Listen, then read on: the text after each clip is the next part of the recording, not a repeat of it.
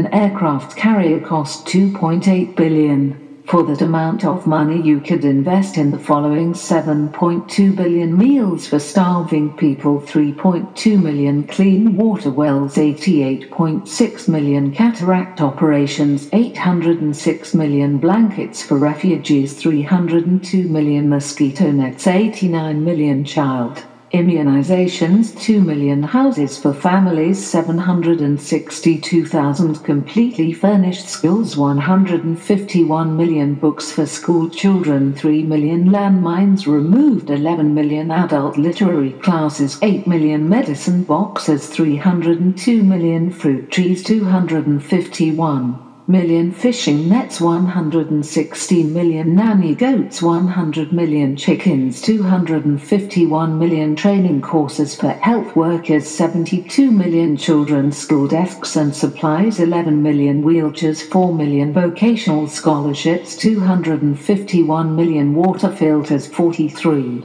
million bicycles for children, 282 billion chlorine tablets to make water safe to drink. Source: share the world's resources, sustainable economics to end global poverty.